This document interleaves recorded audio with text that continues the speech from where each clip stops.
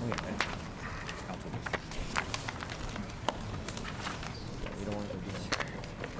Okay, cool. But be ready to go. Yeah, a lot of paper here, Susan. No. Krista?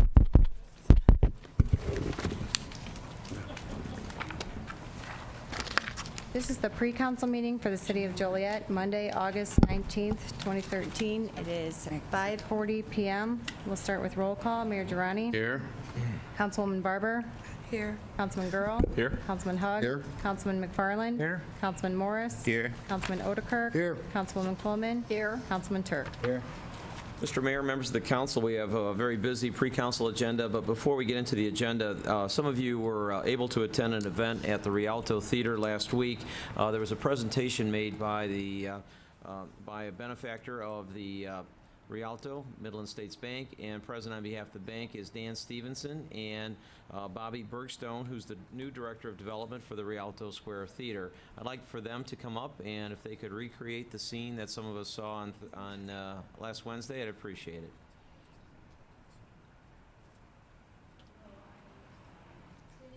If you can put a little closer, Bobby.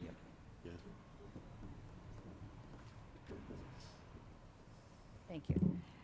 Randy Green, our general manager of the Rialto Square Theater, regrets he could not be with us tonight. He had a family emergency and asked that I stand in his stead tonight. We are delighted to welcome Midland States Bank as our new partner, and we're very grateful for the support that they have given us. There's a $25,000 grant, a gift that they have awarded us. And this is to support our school matinee program. We're able to now reinstate this program that has dropped away for a few years, and now starting in the 2014-15 school year, we will have that back up and running for the education of our children here in the district. Dan? Very good.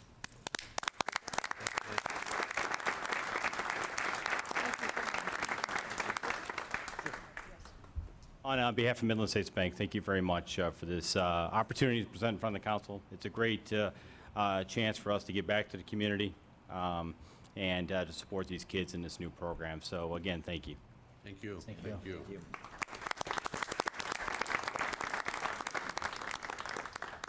Next item on the agenda is a presentation by John Grueling, the President and CEO of the Will County Center for Economic Development. It's the mid-year review of activity, and there was a report placed on the dais before the meeting for your review. John. Thank you, Tom. Mayor, members of the City Council, staff, guests in the chambers here this evening, I appreciate the opportunity. I understand your agenda from looking at it is very full, so I'll be brief. I do want to touch on some highlights of the CED's work so far this year, some specific things to the City of Joliet. So if you bear with me, I'm going to just run through some things that are in your packet. There's a memo right after the cover page that does isolate some of the highlights. First of all, we've enjoyed our partnership since the beginning of the Center for Economic Development back when Greater Joliet, Inc. was started by Frank Turk Jr. and other key business people in this city back in 1982. And I think our relationship, our partnership has worked very well for the community at large, and certainly for your role as the sort of the capital of Will County. And we appreciate everything that you do for the economic development of this area. So far this year, we do have some significant highlights. Something that our leadership, your leadership, and county leadership's been working on for the last 2.5 years was the transition of the Joliet City Center Partnership, moving the agenda to more of a economic development focused agenda, not to discount the special events and the family friendly activities that the City Center Partnership has been hosting for many years. Many of us in both the public and private sector believed that it was time to take a harder look, a closer look at how we were going to be doing economic development in the city center for the next 20, 25 years. The projects that really leaned on us, so to speak, to move in this direction, in addition to the multimodal center that the city's been so successful in moving forward with the state of Illinois, the commitment from Joliet Junior College for the new campus downtown, It's nice to see steel being put on a building in downtown Joliet. I walk down Chicago Street every day. I pinch myself, so this is a wonderful thing. But also looking at the discussions that are going on between the city and the county and business leadership right now to make some firm decisions on courthouse facilities and other county facilities.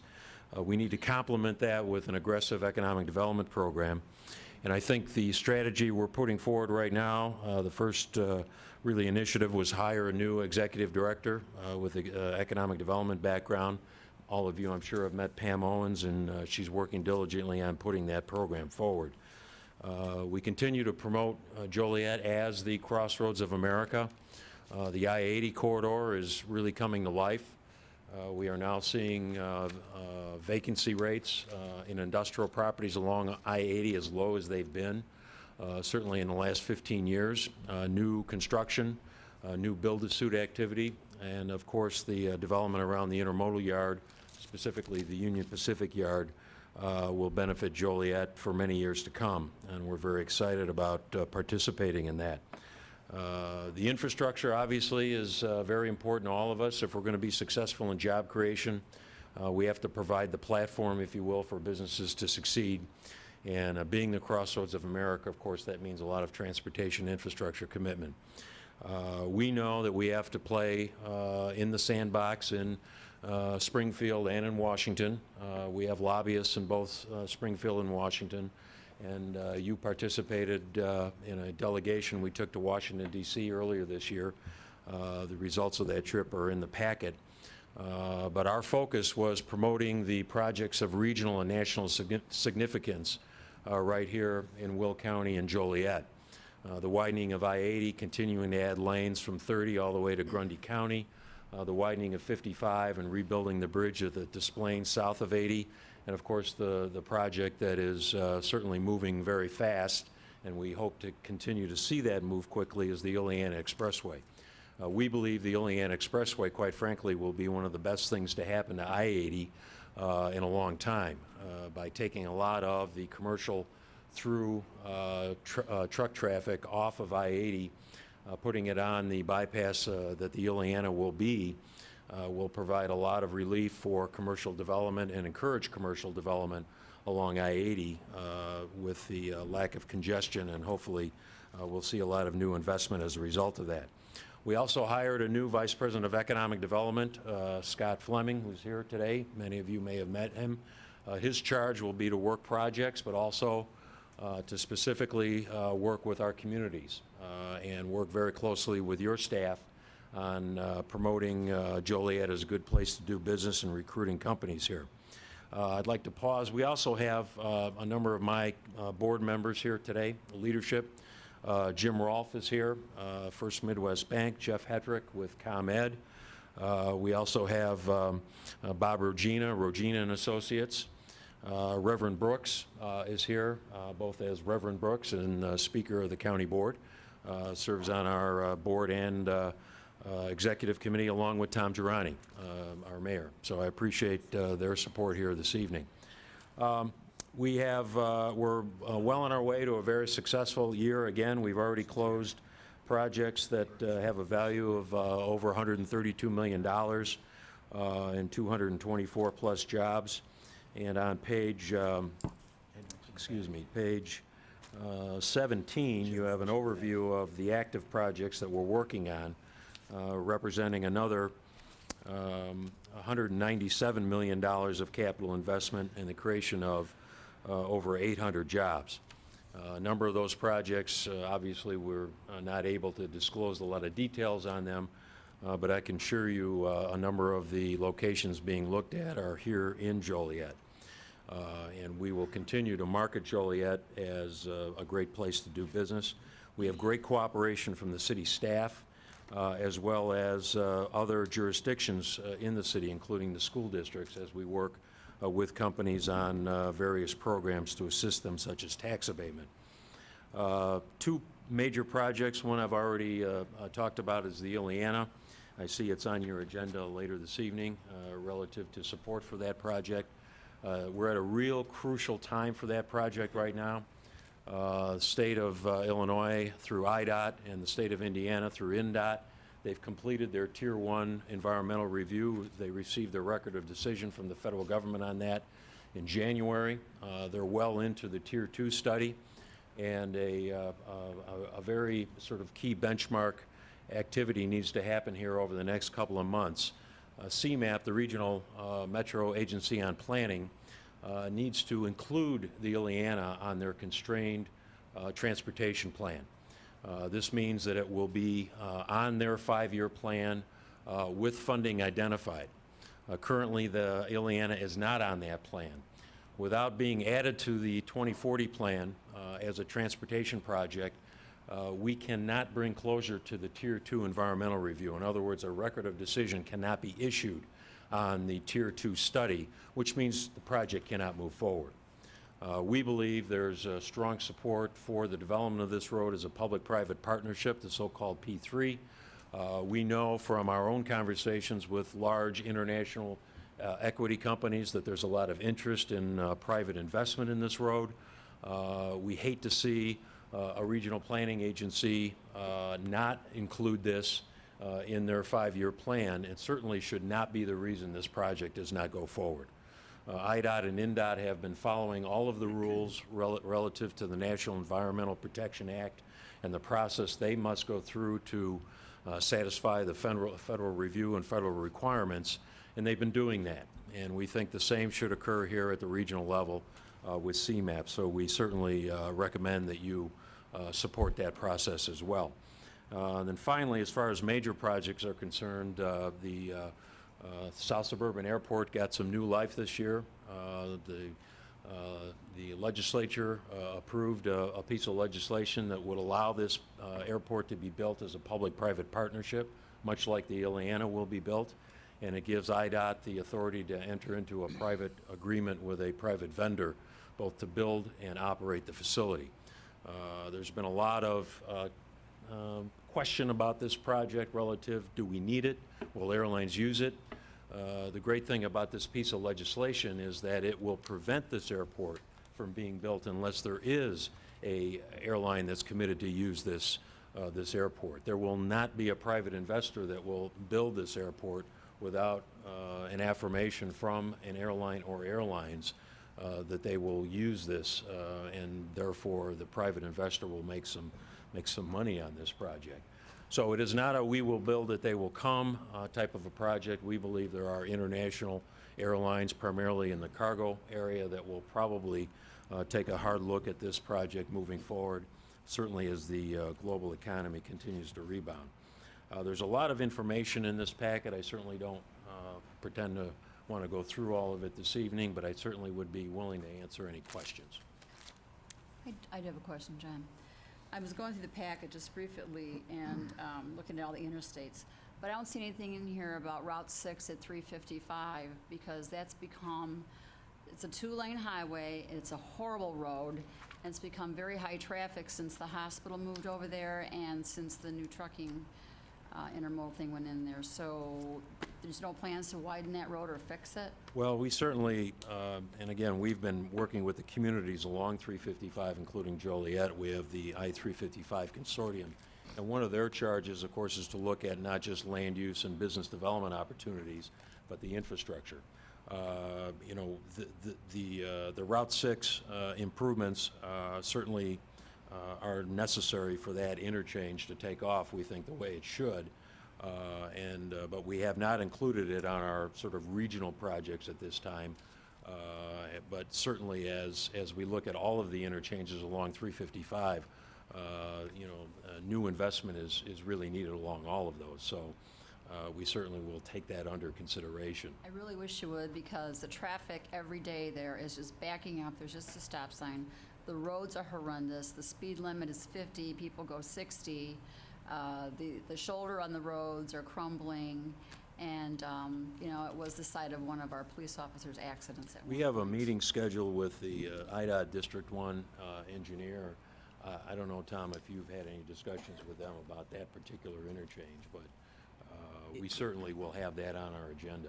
Yeah, it's really, the interchange's completed, but it's everything west of the interchange, getting all the way back to Jackson Street, and that's really what needs attention. Right, From and the east, from going east, the road is in pretty good shape, but going west into Joliet, it's in dire need of repair.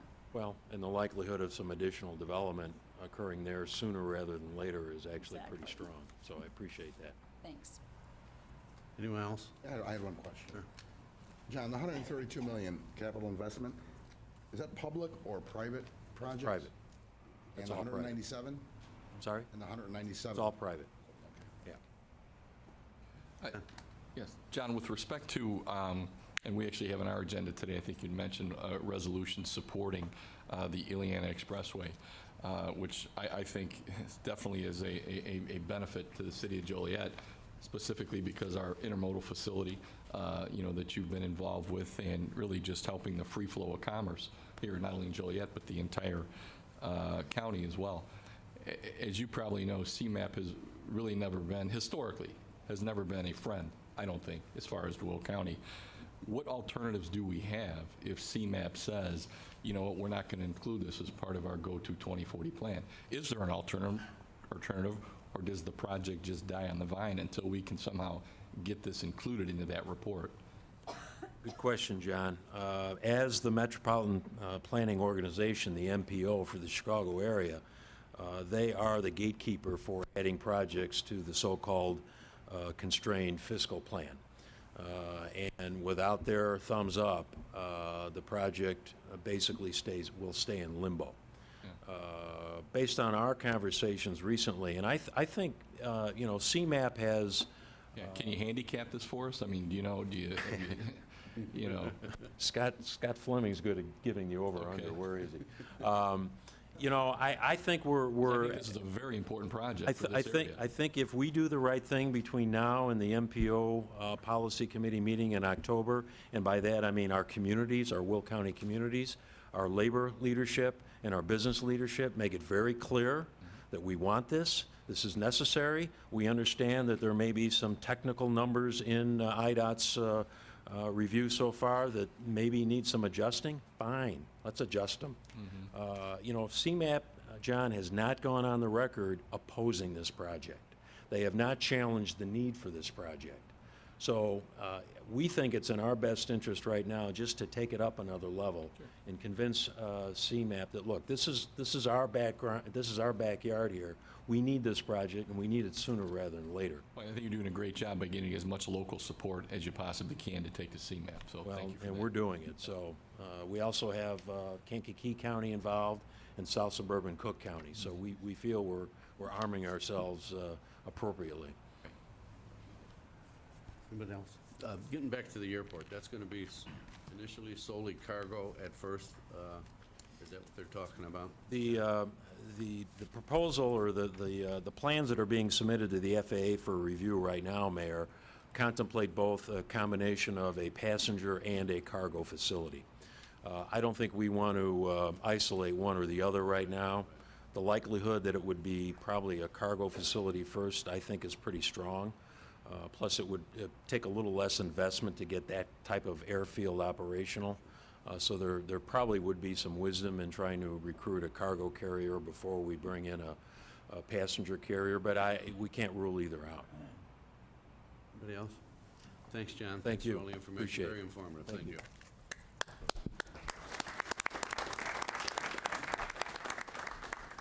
Mr. Mayor and members of the council, while the issue is fresh in our minds, if we could go to Council Memo 37713 on the pre-council agenda, that's the letter of support for the Ileana Expressway that John just discussed. The county passed its resolution last week. What's before you is request for authorization to have Mayor Durante send the attached letter. It's a two-page letter to CMAP and Mr. Blankenhorn, the Executive Director of CMAP, indicating our support for the reasons that have already been stated. In addition to that, just some facts and figures. The Ileana will reduce travel on local roads by 26 million miles a year. It'll also create 9,000 construction jobs, and it'll create 25,000 long-term permanent jobs.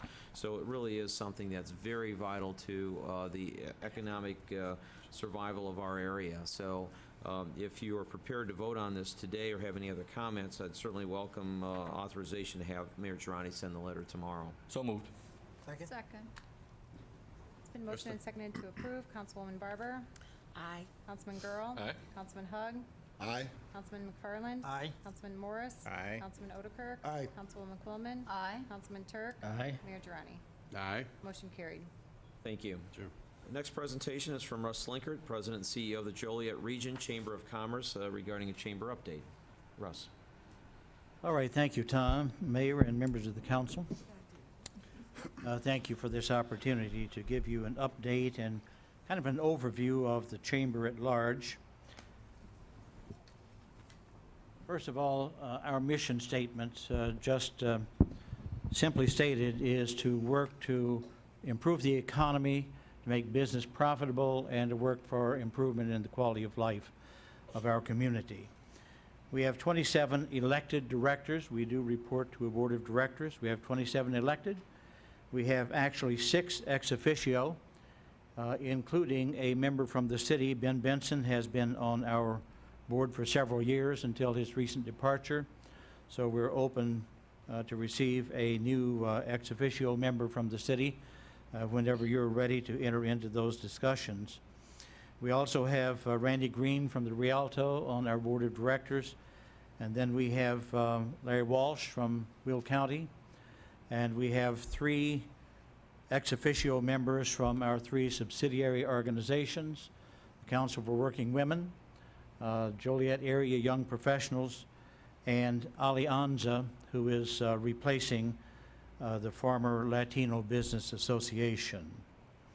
Some of the directors are here, if they might just stand. Donnie Chestnut is chair of our board of directors this year. So Donnie is here, Ken Plant is here, Tiffany is here, Dan Stevenson was here, so here he is, Dan is still here. So we do have some of our directors here, and we appreciate that. The chamber is a property owner in downtown Joliet. We purchased our building in March of 1999 at 63 North Chicago Street from Illinois Securities. We paid off our mortgage in November of 2012, so we are debt-free.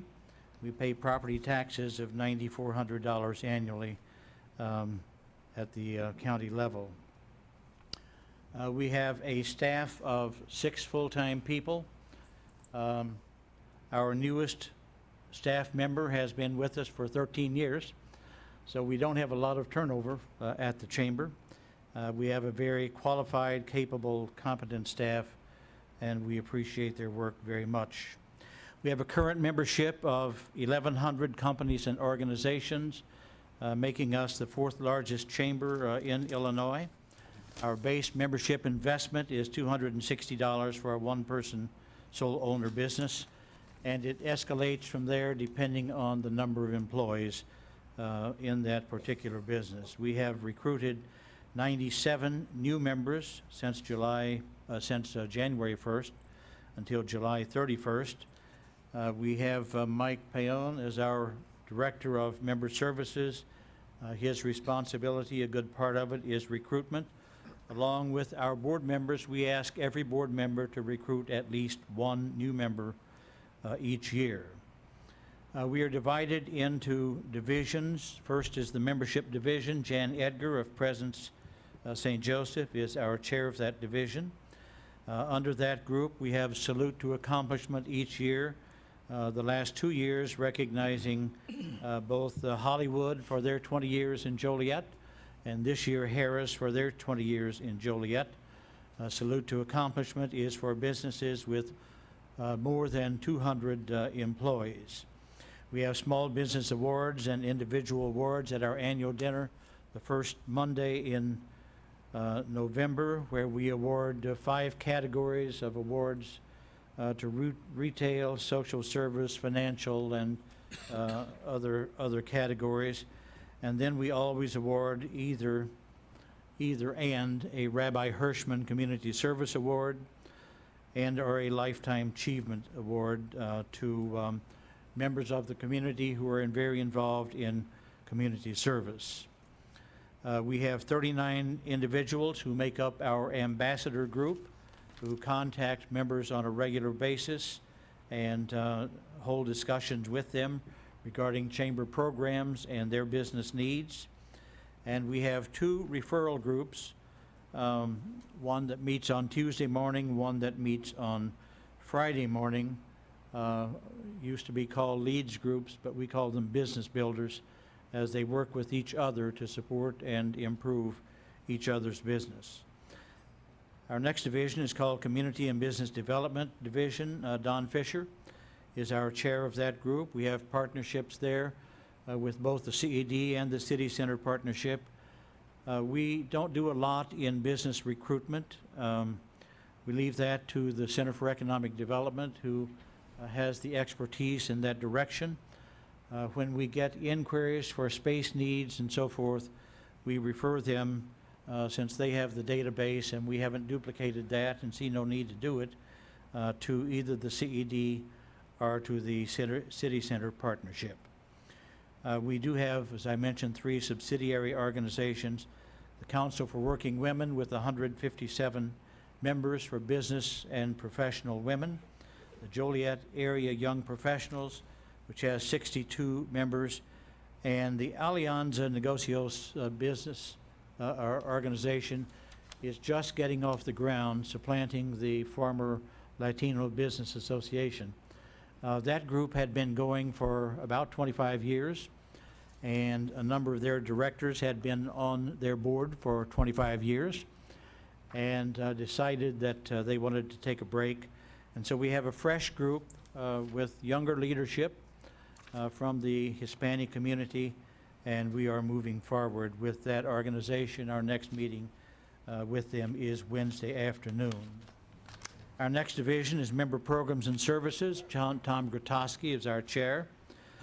We have a lot of networking events, including business after hours, ribbon cuttings, open houses, business showcases, those kinds of things. We have luncheons, informative luncheons for our members. Some of our speakers include our 2 state senators and state representatives. We had Congressman Foster last week. We've had the USF new president, Arvid Johnson. We've had the mayor with the State of the City address. We had the president of NICOR, Beth Reese, back in February. We had Secretary of IDOT, Ann Schneider, as a speaker in June. And on October the 4th, we have the State Attorney General, Lisa Madigan, will be our speaker at our chamber member luncheon. We have a number of publications under this group. This photo that you see, you don't see, I see. At any rate, you do have the centerfold in our publication, which just came out. Here it is, showing a number of activities in and around Joliet, and that is provided for you for the city of Joliet. Under also members and services, we have a very active education committee. We do a lot of programs with the education committee. We have 7 superintendents who were a part of that committee, along with about 24 business people. We do the Joliet Great Teachers Annual Awards in March. We do the 75 Top Student Awards from the 3 Joliet high schools in April or May, and recognize the top 75 students. We have Joliet Partners in Education, where businesses align themselves with a particular school and provide services that are requested by the school. We have the New Educators Breakfast, which we just had last week, welcoming all the new teachers and superintendents and principals to Joliet. We are fortunate that last year we received an award from the Illinois State Board of Education for our education programs. We were the only organization outside a school district to receive any award from the State Board of Education. And then earlier this year, we received an award from the Illinois Council on Higher Education for our Entrepreneurship Club program in which junior high, middle school students take on a project, a service, or a product, develop a complete business plan, a marketing strategy, a budget, and this year, 2 of them actually have set up and gone into business. Governmental affairs, we have our Springfield Drive Down in May every year. We had that again this year and had a number of items on our agenda regarding business legislation. And in Washington, in October, on October 9th and 10th, we will have our lobbying trip to Washington, D.C. You're welcome to go with us if you'd be interested. Special events is our final division. Russell Deaver is chair of that group. We have our Consumer Expo at the mall in October. We've been there now for 18 years. We have our New Orleans North Street Fest the first Friday in June. This was our 2nd year. We're looking forward to our 3rd. We have our annual golf outing. We have our Business to Business Expo in October at the Holiday Inn. And then a Super Bowl raffle in December. We've done that for the last several years and sent a couple to the Super Bowl. We have a web presence. We have online membership directory. We're in social media, Facebook, Twitter, LinkedIn, YouTube. We have chamber kiosks. We have a monthly newsletter. And we are waiting to have our mobile website released very, very shortly.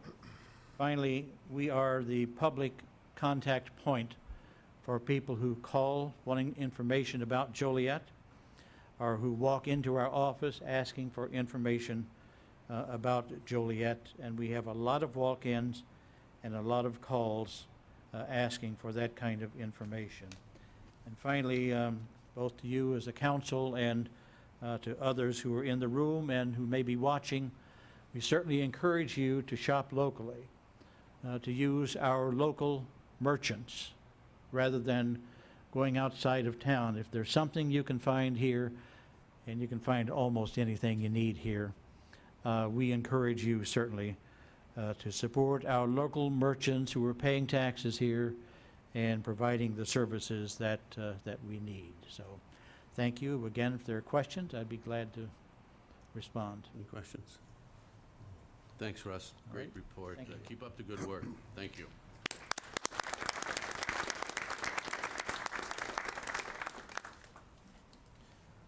Mr. Mayor, members of the council, next item is Council Memo 378-13 on the pre-council agenda, and that is a proposal for the redistricting of the city's 5 councilmanic districts.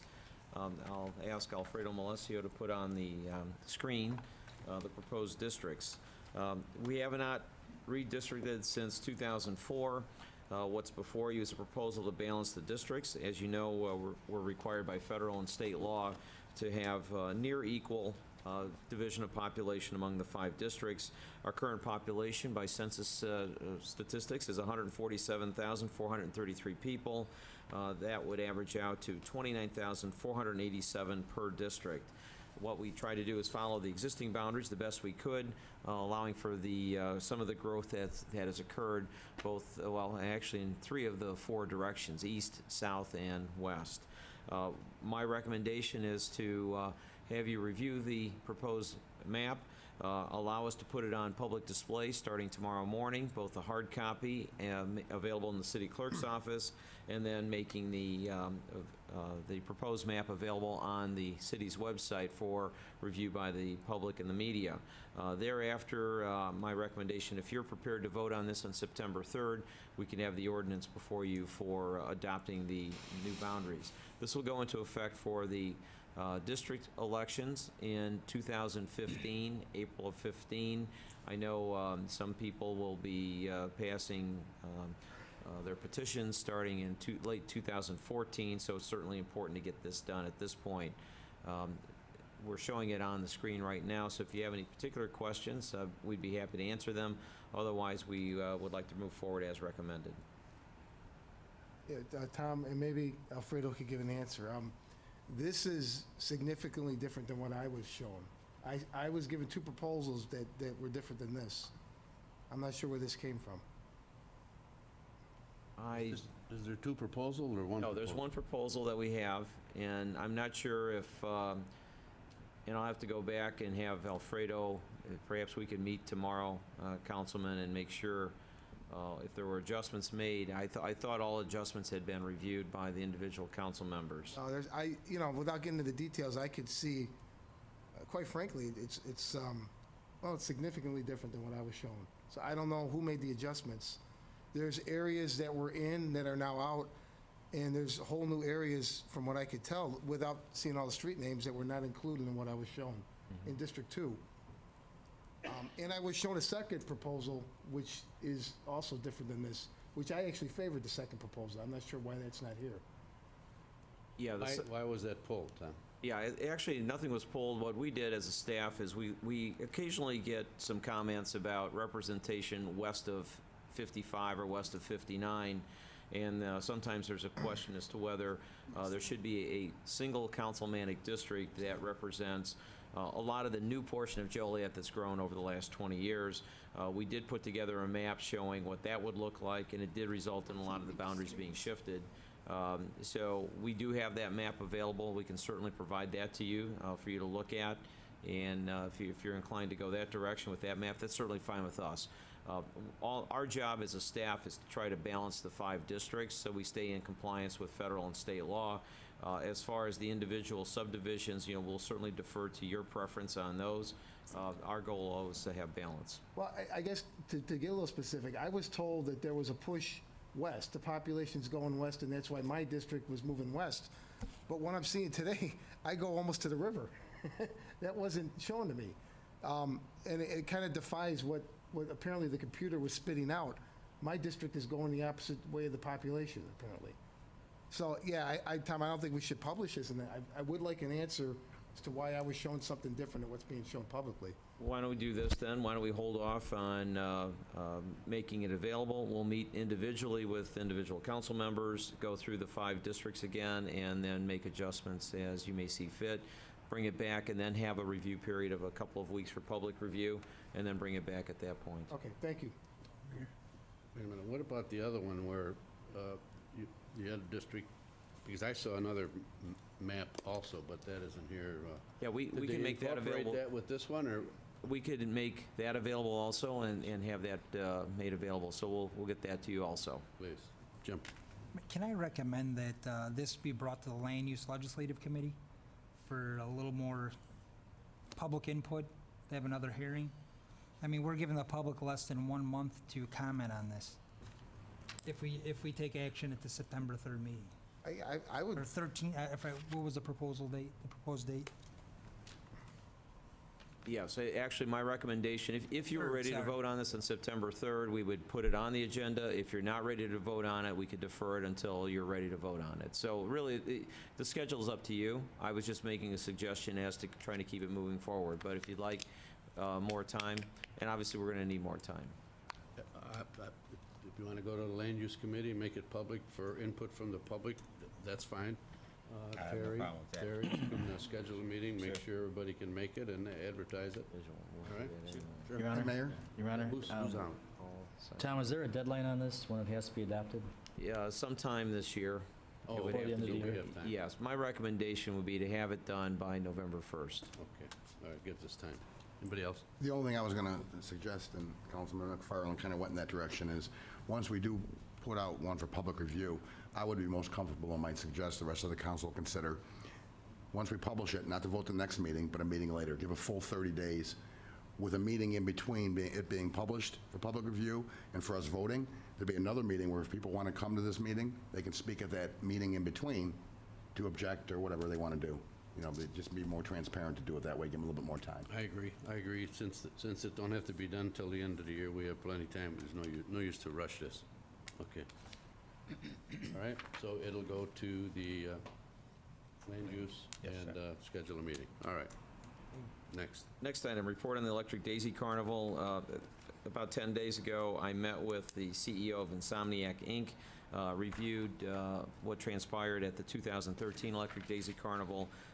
Scott Paddock attended the meeting, as well as representatives from the fire department and police department. We went over a lot of the things that went right.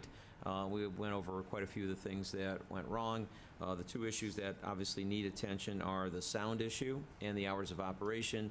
Insomniac has made a commitment. If they're going to come back in 2014, they would address the sound issue using technology and stage positioning and a lot of other ways of trying to control the sound, and then certainly work with us on hours of operation that would have the event stop a lot earlier than what happened this year.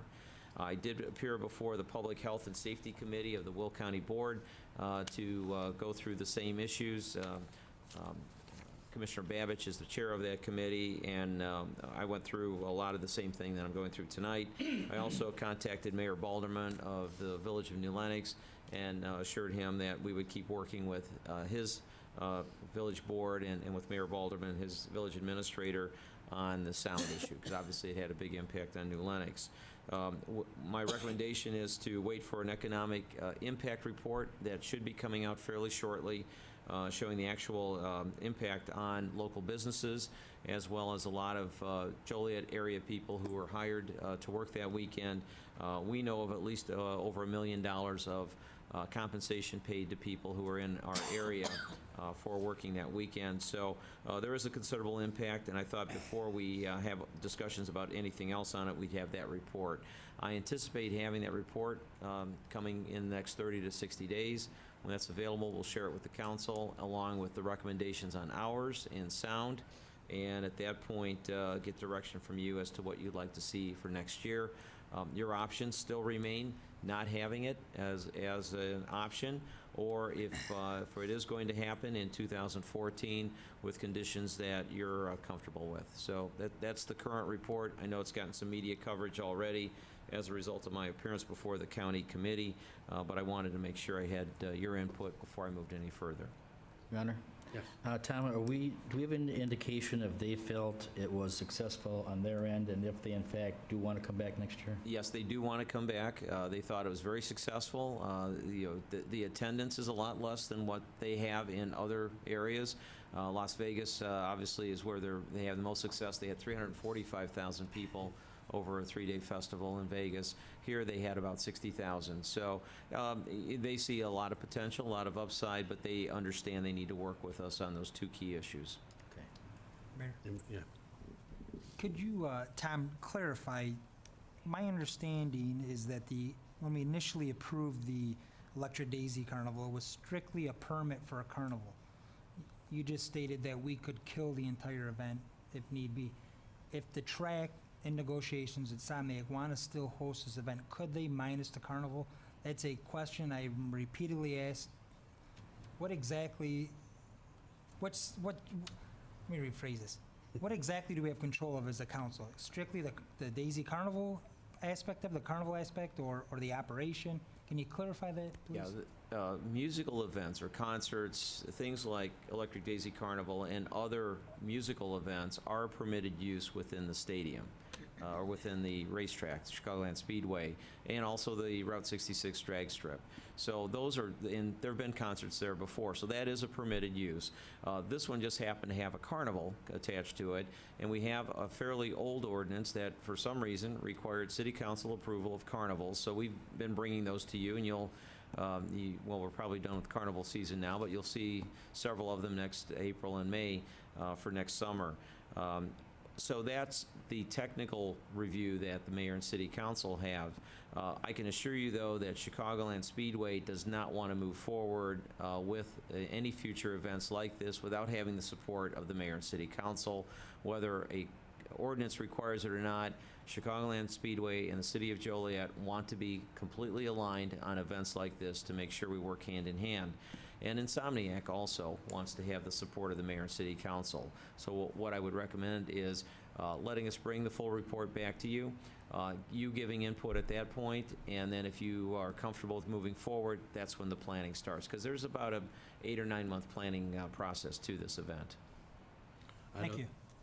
Excuse me, the conversations I had with Scott too, he says that if we don't want it, they're not gonna have it, so. Scott's been a very good business partner with us on this and many other issues, so I think we'll be in good shape. Okay. Mayor? Anybody else? Yeah. Sure. Councilman. I would echo what Mayor Girani said in my conversation with Scott Paddock. I guess technically what Councilman McFarland is saying is that there's certain portions of the event they don't need our permission for. But that absolutely was never said by Scott Paddock or the management there. They don't want to go forward unless we're happy. So that leads me to my other couple of questions. When exactly do you think we'll get a full economic impact report? 30 to 60 days. 60 A days. lot of that is data that comes from Insomniac, so we're waiting for that to be compiled. They did a survey, an online survey, about 3 weeks ago, so a lot of the information, people who bought tickets were sent a survey. Everybody who signed up and bought through the website received the survey. So I had gotten one, I'd filled it out, said you need to work on the sound problem. And so those are the kind of things, the data that they will compile. Where did people stay? Did they eat off the property? Did they eat on the property? How much did they spend? Those kinds of things. Well, in a very informal way, I don't know if anybody else saw it in our local paper, the Herald News. There was a letter from a woman, I guess, who her and her husband own a camping ground south. And they said that the most common thing they heard was, thank God you have camping here because there's no hotels anywhere close. So that's kind of a good indication economically. Do we have any preliminary indication of how far back Insomniac might be willing to go on the hours? We discussed some very specific hours, but if you don't mind, I would rather hold off on that until we bring the full report back to you, because I think you need to view it as a whole package. But it's a change from where it was before. Everyone's in agreement.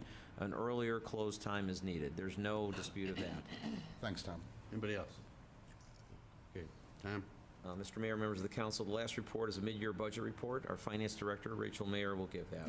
And I believe there was a handout that follows the PowerPoint. Good evening. There is a handout on your dais that follows along with the PowerPoint.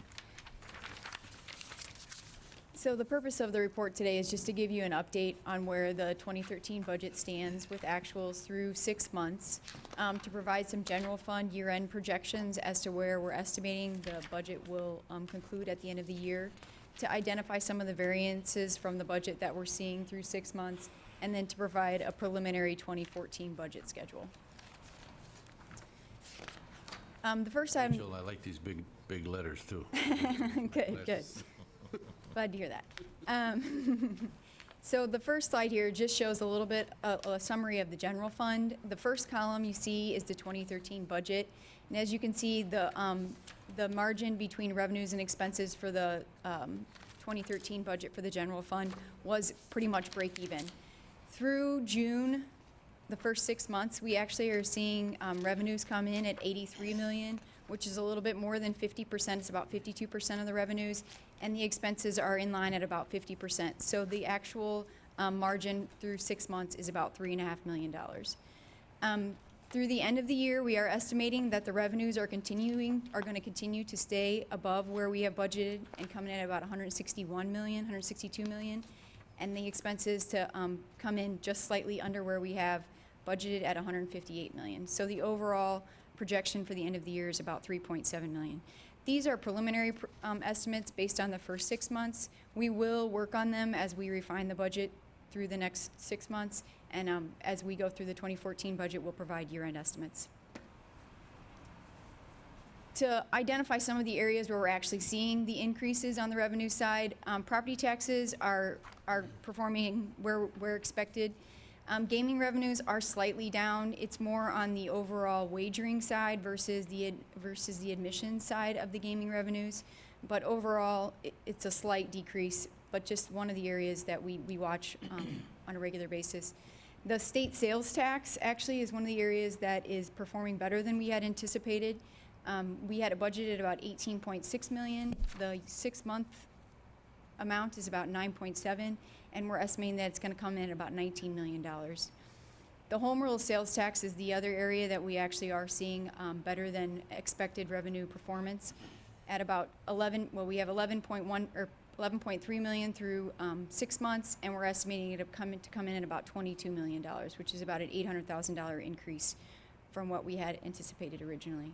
The other area is income taxes, and I just want to make a major point about this one is that Income taxes, we're not saying that the income tax receipts are necessarily up. It's actually due to a catch-up from the state on their payments. They've caught up. They're only about 2 months behind, between 1.5 and 2 months behind in their actual disbursements to the city.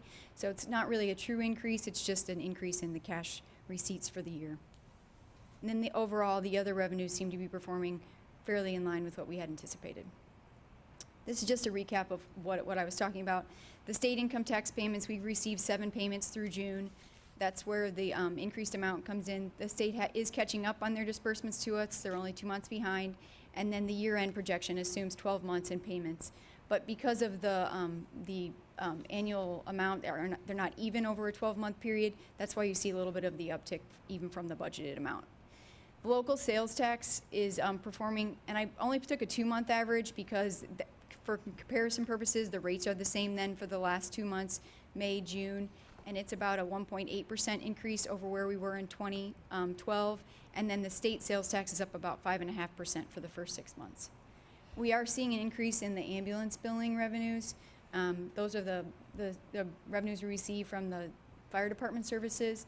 And then licenses, permits, and fees are up slightly, and that's due to reimbursable support from the public safety, both fire and police services. And then gaming revenues, as I mentioned, are just tracking slightly below. This table is just a recap of the expenses for the general fund. As you can see, the one area that is has a bit of or not one, but one of the largest area that has the deficit is in payroll and overtime.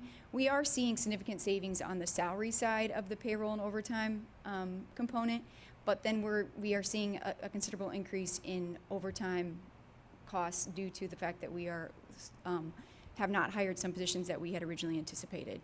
So overall, we are making up some ground because we are holding positions open, but we are anticipating that we're going to exceed the amount budgeted for payroll and overtime by about $700,000.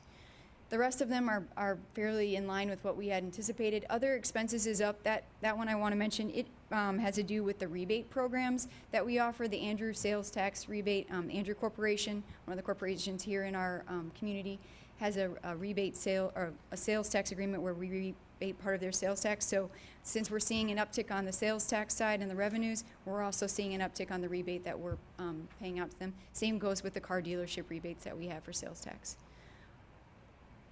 So just to review the expense highlights, we are seeing some costs in the fire department, the police department, and fleet services and overtime.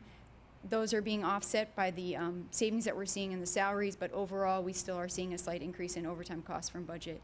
We have had some considerable pressures from the electrical division of Public Works. There is some significant need with the lighting that we have currently in our city and the costs that are associated with that. The cost of crossing guards is actually exceeding what we had budgeted. I think when we originally anticipated when we put together the 2013 budget, we did anticipate that there would be some movement from the crossing guards back to the schools. I think we talked about that during the 2013 budget process. We have not seen that yet, so the year-end budget projection does assume that we will have that cost through the 12 months, through the full 12 months. Excuse me, Rachel, when you say movement back to the schools, you mean the schools taking over the cost of the crossing? Yes, yes. So, and then the rebate programs is the other area that is of note for the expense side. The next area is the water and sewer funds. And this is, from the water and sewer side, mostly we do a comparison from where we were last year at this time to where we are this year at this time. And as you can see, we're performing pretty flat from where we were in 2012 to where we are in 2013 after 6 months. The expense side is down a little bit, and the majority of that has to do with, if you remember in 2012, we made a legal claim in the first 6 months, a fairly large legal settlement. That was about $1 million. But overall, the revenues and expenses from the water and sewer fund are performing in line with what we had anticipated. We are projecting a $2.2 million surplus at the end at the mid-year, and we anticipate that will continue and probably grow through the end of the year. We do have a large debt service payment that will come online in the last 6 months that we don't see in the first 6 months from the water and sewer side. It's about $6.6 million, but overall, we do think that the revenues and expenses are in line with what we had anticipated. We do have some significant capital project expenditures that we've seen in the first 6 months. The Black Road Lift Station at $1.2 million, the meter replacement program at over $600,000. 2.7 million has been spent on other system infrastructure improvements, and 1.3 million has been spent on equipment improvements. For the parking fund, while it's a fairly small fund, it's one we look at because it is an enterprise fund, so the revenues generated from that fund are there to support all of the operations. The revenues and expenses are fairly in line with what we had budgeted and similar to what they were in 2012. The 6 months revenues are about $740,000 compared to $730,000 in 2012. As you can see, the personal services are similar, pensions, transfers in and out. That has to do with the administrative charge that they pay back to the general fund, and then all other costs. So overall, the fund does have a surplus through the first 6 months, and that's a good sign. As I mentioned, there is a positive variance for the first 6 months. The one item that actually is, I think, of note is that we are a part of the local debt recovery program, and we have seen through the first 6 months of the year $137,000 worth of revenue from that program alone, compared to our 12-month total parking fine revenue last year of $141,000. So I do think that that's a great program that the state is running, and obviously it's helping our fund out quite a bit. The total revenues from the parking permits, street parking lots, and decks seem to be in line. We've collected about 51% through June. The operating expenses are flat when compared to 2012. And then one of the items that we haven't planned for and don't really have a plan yet is capital improvements that we know are necessary in the parking, on the parking assets. The last section of the budget is really made up of the capital and the special revenue funds. From the Capital Improvement Fund, we have about $1.1 million in vehicles on order for the Fire, Police, and Public Works Department. We did make the final payment for the STARCOM, the new public safety radio system, in the first 6 months of the year. We have equipment on purchase for the roadways, Forestry Department, the stump grinder and chipper. I think you guys remember you did that in the last couple meetings. And then we did purchase a GPS vehicle tracking system at the beginning of the year for the roadways vehicles. And we are currently in the process of deploying about $200,000 worth of new desktop computers throughout the city. On the special revenue side, we have spent about $1 million of the $3.5 million we have set aside for the Evergreen Terrace reserve, and that has to do with the professional services as a result of the legal suit we're involved in. The motor fuel tax receipts through the first 6 months total about $1.8 million, and that's slightly down from where we saw in June of 2012 at $2 million. And we have have paid out about $2.1 million worth of roadway improvements through June. The Property Improvement Fund, this is the fund that takes in the escrows for the developers who fail to meet all the requirements on the subdivisions or the new development properties, and we've spent about $1.2 million worth of escrow funds to continue the improvements that the developers failed to. And then through the first 6 months, we've expended about $245,000 as part of the Downtown TIF District Fund. And then from the Grants and Special Revenue Fund, we have seen quite a bit of revenues in the first 6 months. $1.3 million for the Statesville Shooting Range project, $2.7 million for the Laraway Road project, and $1.3 million in state and federal grant funding received. The last piece is the 2014 preliminary budget schedule.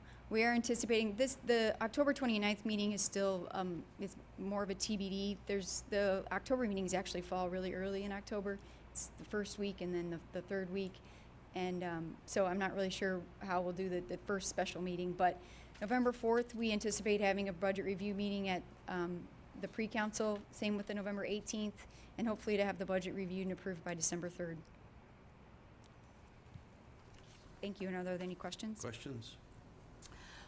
Yeah, I do have a question. I brought up here about a month ago about a maintenance fee fund to take care of our buildings, and it doesn't come out of capital. Capital is different. It's buying equipment and radios and things like that, and I know we're in dire need, as you suggested, not only at Union Station, but the ballpark and these other things. Are we not even going to consider that? We absolutely can consider setting up a separate fund for maintenance of our properties. The only thing that I will encourage you is to set up a separate fund. We will have to identify a restricted revenue source that can support that fund. So, and right now, I'm not sure there's lots of things, there's lots of options that we can do, and we can definitely come back and present some of those to you as part of the 2014 budget process. But setting up a separate fund, we have to make sure that there's revenue to support the expenditures within that fund. But my point is, we can't keep neglecting our properties, and they're in dire straits as well. Absolutely, I agree. There are options. So some people do where they say, 2% of a certain current tax, so say if it's your home rule sales tax, 2% has to be set aside for maintenance of current properties, or some percentage of a current inflow of revenues would be set aside for just a specific purpose, and then that would flow into a fund that would be set up just for those Well, needs. perhaps you could look at it, maybe identify some of it. Absolutely. Thank you. Anybody else? Thanks, Rachel. Thank you. Good job. Thank you. Mr. Mayor, members of the council, we can return back to the regular agenda. We'll have the approval of the minutes of the July 15th, August 5th, and August 6th city council meetings. There will be committee reports tomorrow evening. First business item will be the treasurer's report for June of 2013. Next item is 345-13, position vacancies. We have an equipment operator 2 in the roadways division of the Public Works Department. This is due to an unfilled transfer. We're asking for authorization to fill from within, and then as we go through the process, if we have a vacancy and we need to go outside, we would go outside for that last position. Next item, Council Memo 346-13, is the receipt of the 2012 Comprehensive Annual Financial Report, otherwise known as the CAFR. This will be reviewed by the Finance Committee at its meeting tomorrow. Next item, 347-13, annexation of several hundred acres involving CenterPoint properties. The Plan Commission has taken this under advisement. It needs to be tabled until September 3rd, and we're asking for you to do that tomorrow evening.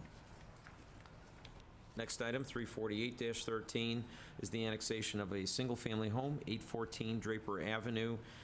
The property is in need of water service. There's a 16-inch main that runs close to the property. The property owner is asking for authorization to proceed with the annexation. We're certainly supportive of that. This appeared before the Plan Commission on July 18th. No one appeared in opposition, and the Plan Commission is recommending its approval, so is the staff.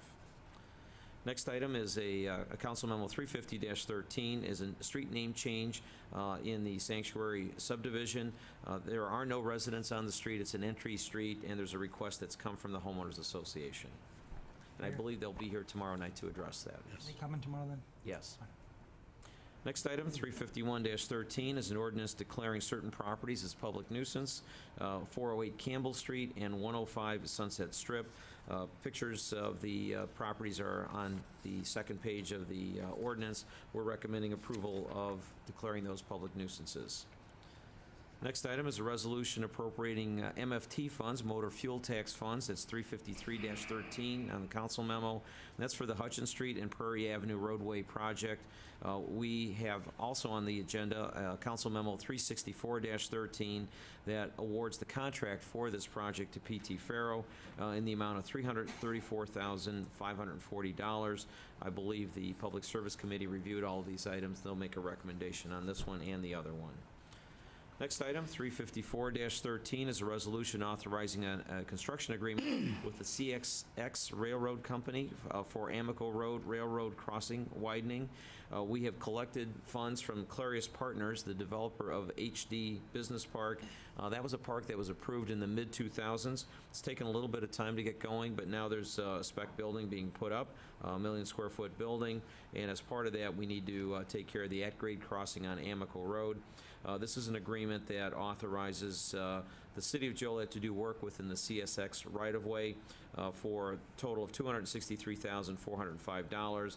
As I mentioned, all of the funding for that is coming from the developer Clarius Partners, LLC. Next item, 355-13, is a resolution amending Resolution 5922 regarding the standing committees of the City Council. Councilman McFarland has asked for 2 items to be added to that resolution, and that is for each committee being able to designate a vice chair and also allowing 2 members of the committee to call a special meeting if the chair of the committee has not called a special meeting.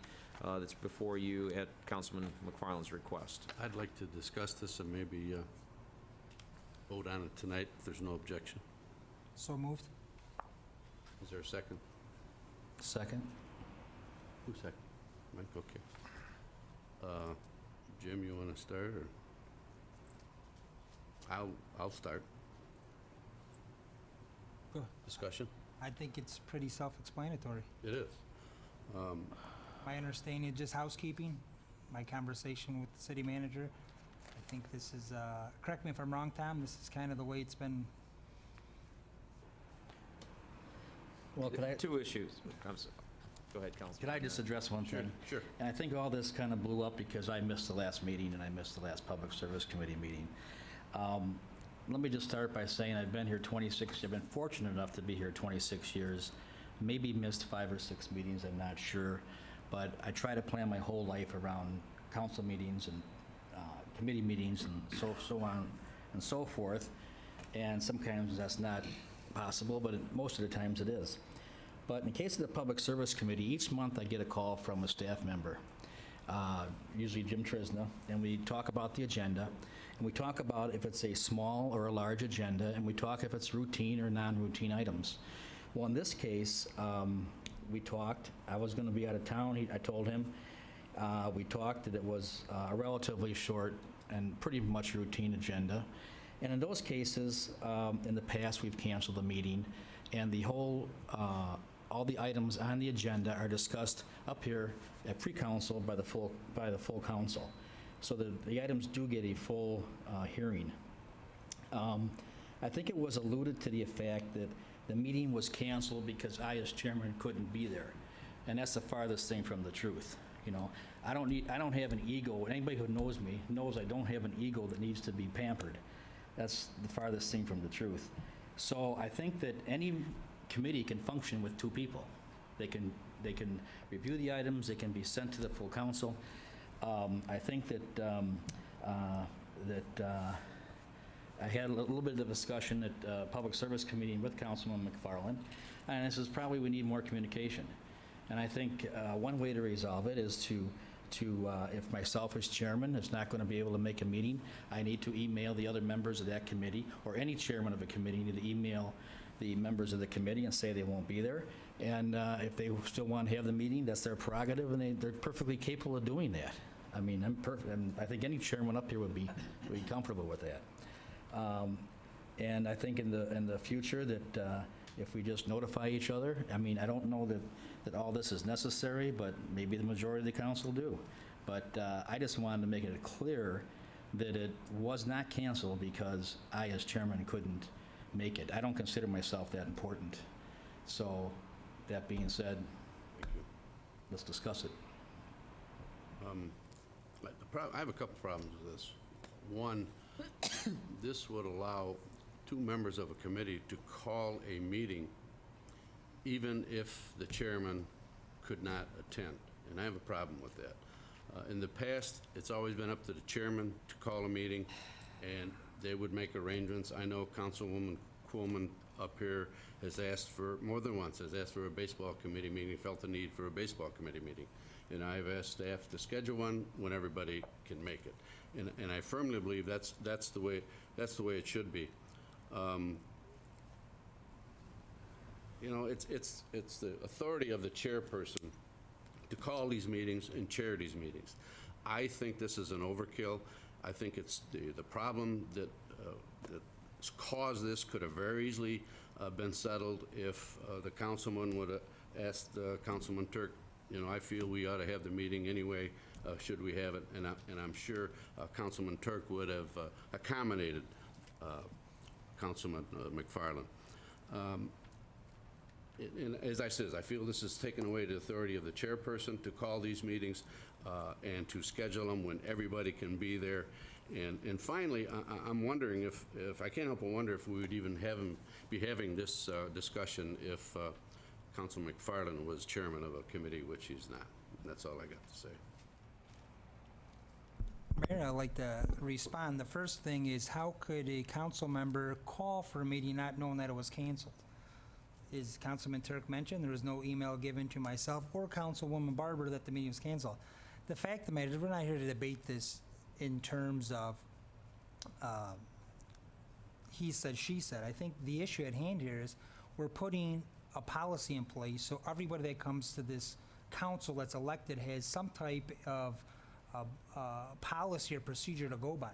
I'm sorry that this council's had a longevity of folks that have been on here for 30 years that know how to, go by your in-house baseball type of operating.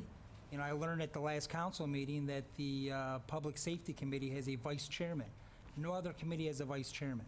Why not put it in writing so we all know what to go by?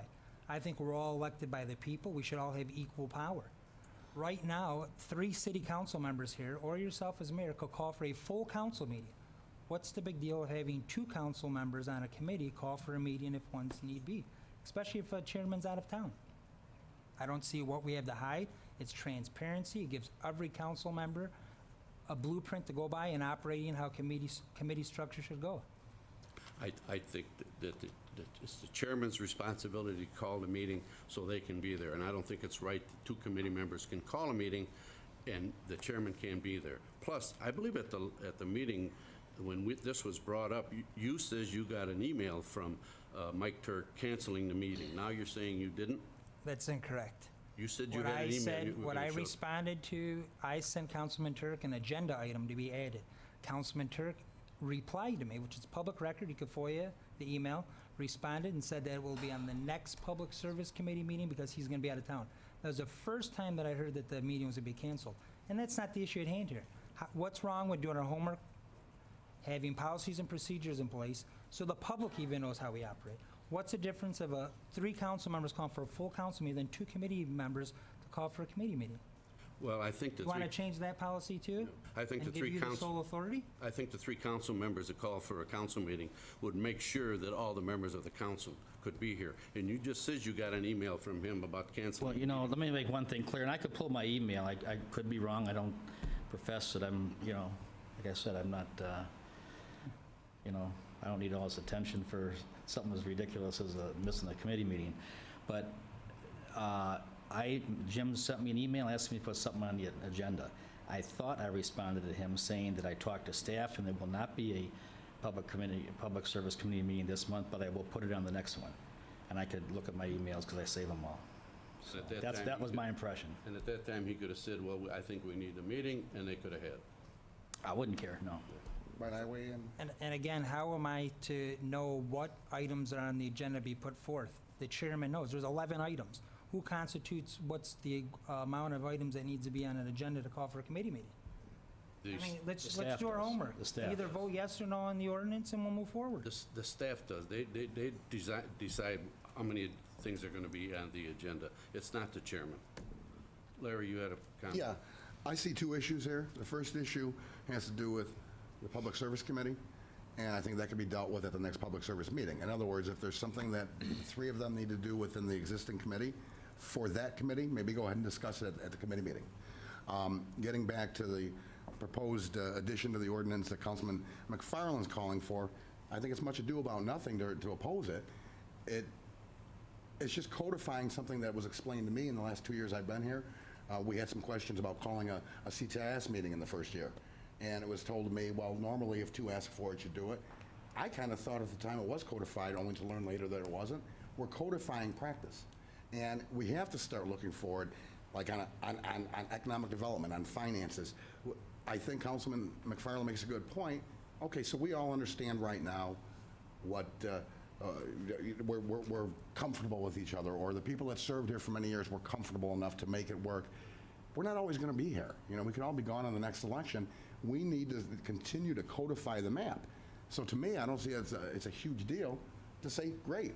When it comes to a 3-council member, or 3-member council, if you've got 2 members democratically saying we want to have a meeting, and outside of, I do agree with the mayor, you certainly want to make sure nobody calls it because somebody's in the hospital and they can't make it, But my point is, if you ever have a situation where the single ruling chairman says, no, I'm not going to call it, the other 2 have to have the right to call it at that point. If it never happens for the duration that we're all here, yeah, it's a moot point. But we got to be thinking 5, 10, and 20 years down the road. We got to be setting things up that this council can make a smooth transition no matter who's here. So I would support the concept because it's simply codifying a long-held practice, and we're putting it in writing. But you know, what? I don't think there's a committee chairman that would refuse to call a meeting if he got one call from a member of his or her committee. I don't think there's a chairman that would do that, so I think that's... Your Honor, Well, he just mentioned it. Your No, Honor. I was saying, Mayor, I was saying, right now, yeah, I would agree with it. Right now, there's no chairman. We're not just voting for now. We're voting to codify, to really have things down in writing moving forward for this council, the next council, and the council 10 years from now. And when we leave, the things we overlooked that we didn't codify, the next council is going to say, why didn't we codify this? You've always done it. So this seems to me like really a housekeeping measure. We're doing it already, so let's just put it in writing. Sure. Your Honor, I feel if I didn't miss that last Public Service Committee meeting, this wouldn't even be talked about, okay, number one. Number two, Councilwoman Quillman and myself had a conversation the other night about a committee coming up, about accommodating her schedule. I said, absolutely. I've accommodated any committee I've been on, if I was chairman, I've accommodated everybody's schedule. I don't have a problem with that.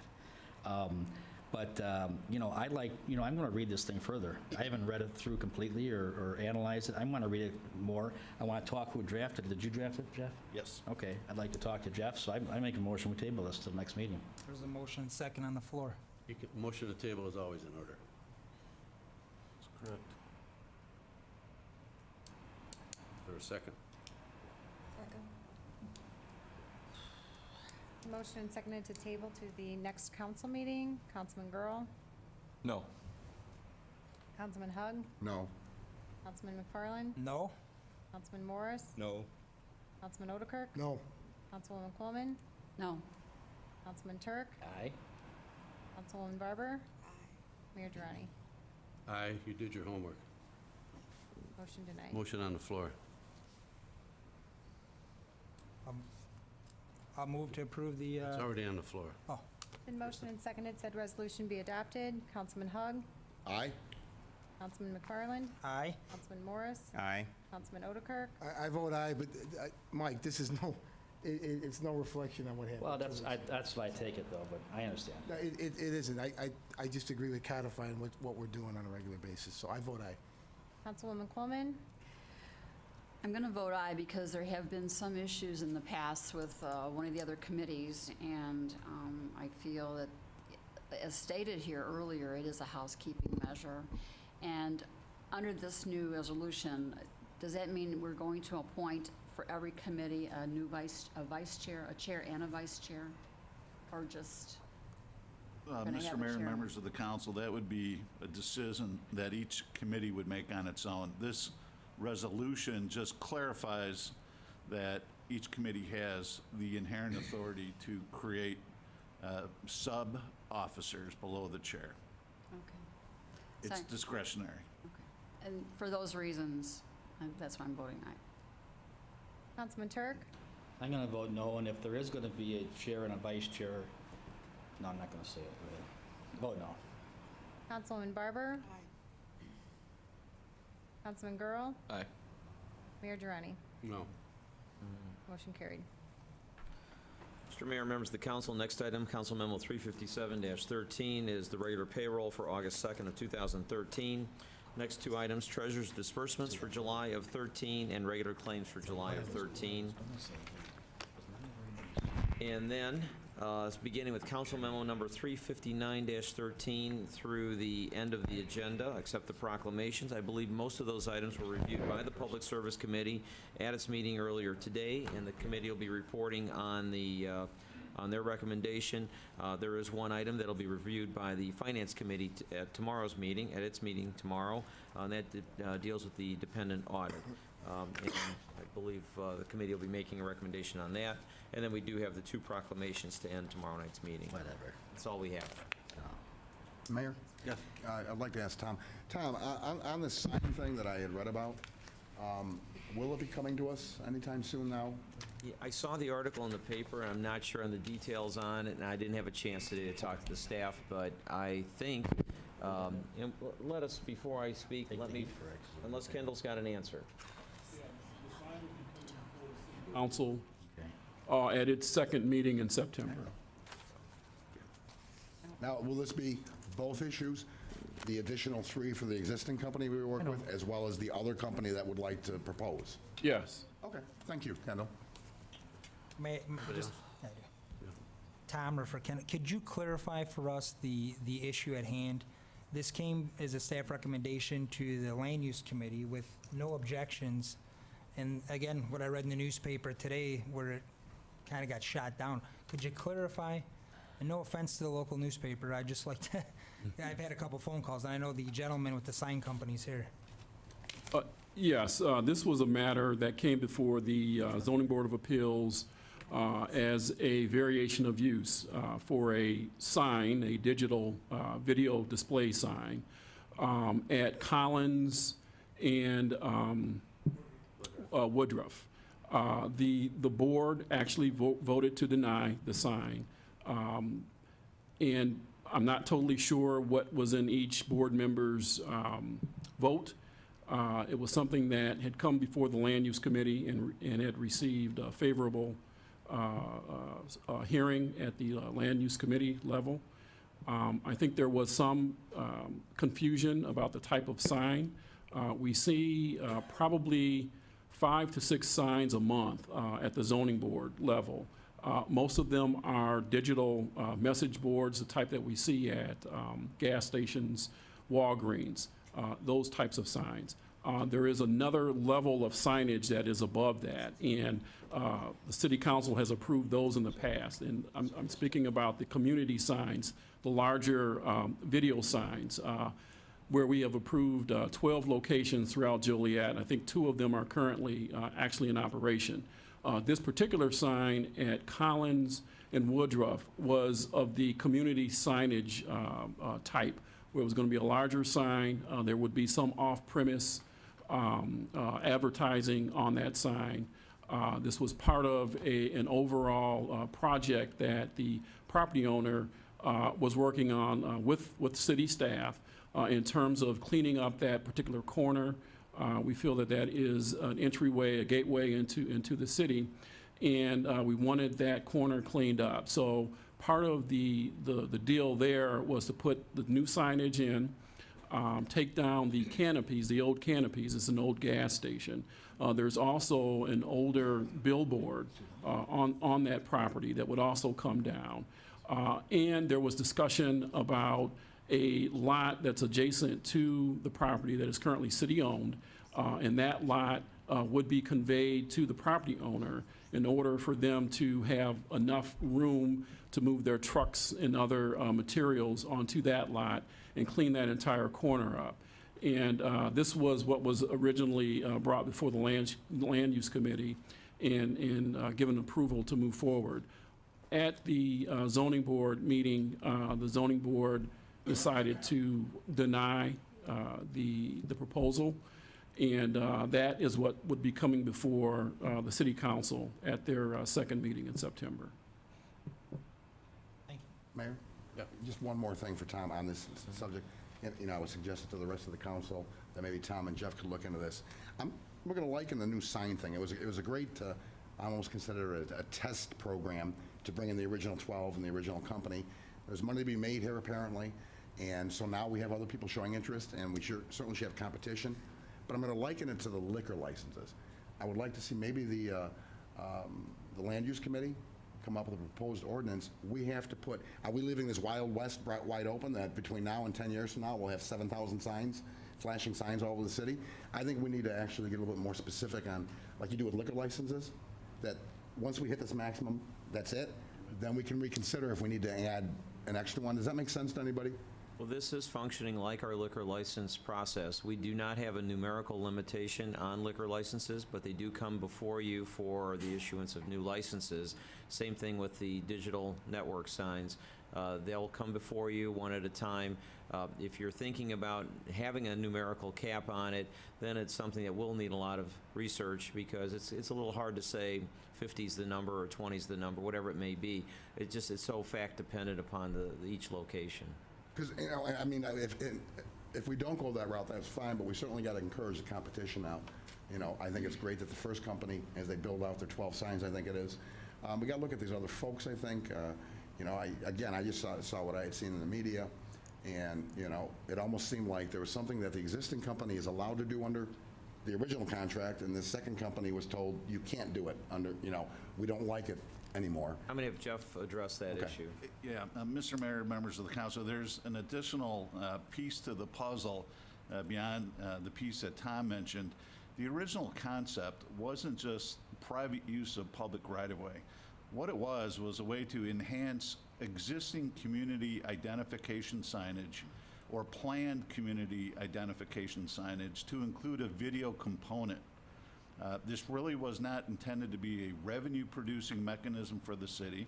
We had these beautiful community entry monuments, and we were presented with an opportunity to enhance that feature with a video board that could display community messaging, emergency messaging, and the quid pro quo for that enhancement to our facility was that the costs in allowing us to get that enhancement would be offset through commercial advertising.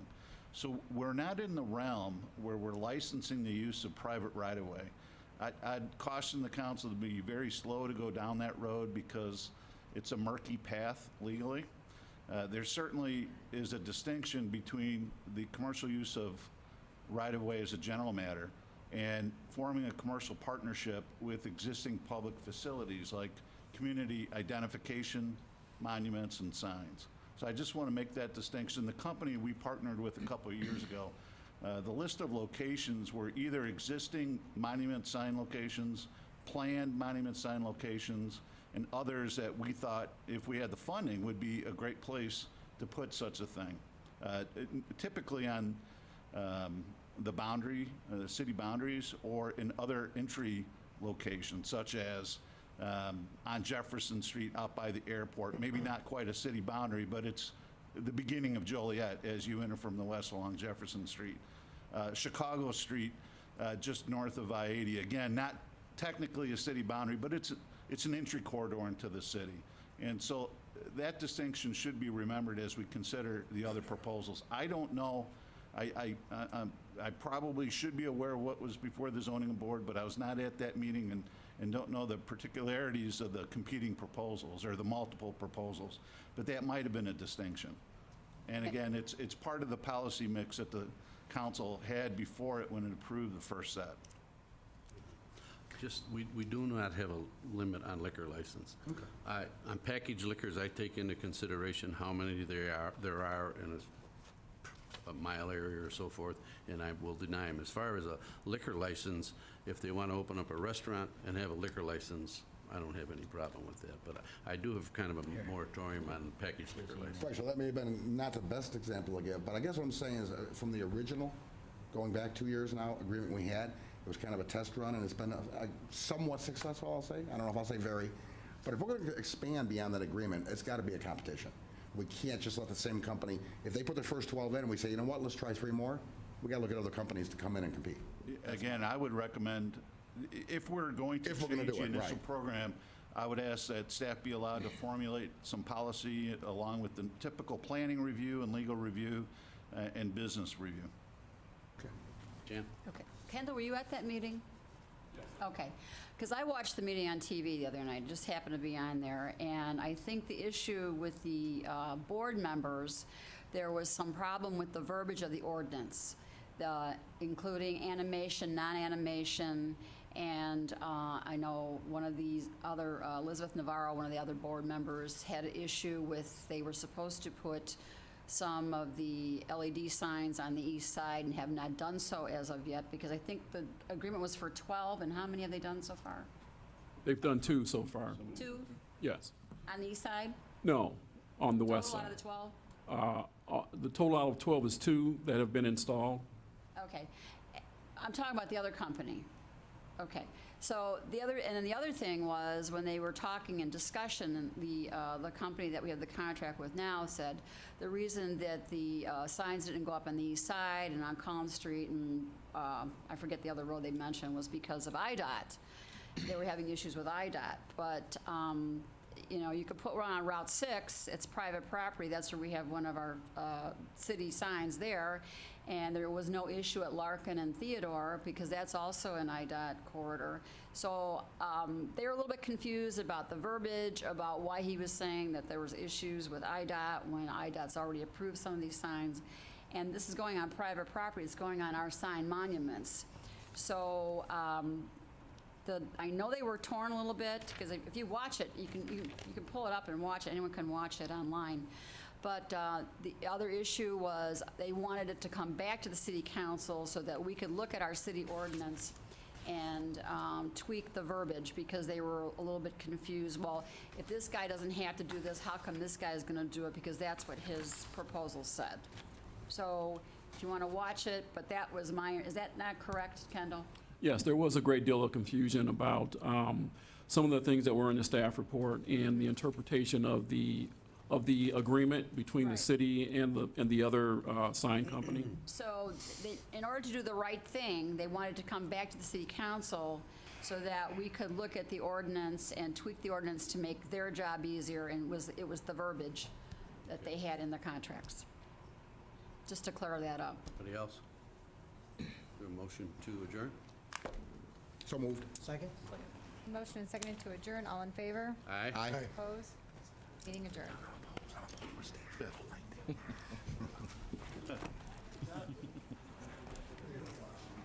Okay. Okay. No, I gotta go.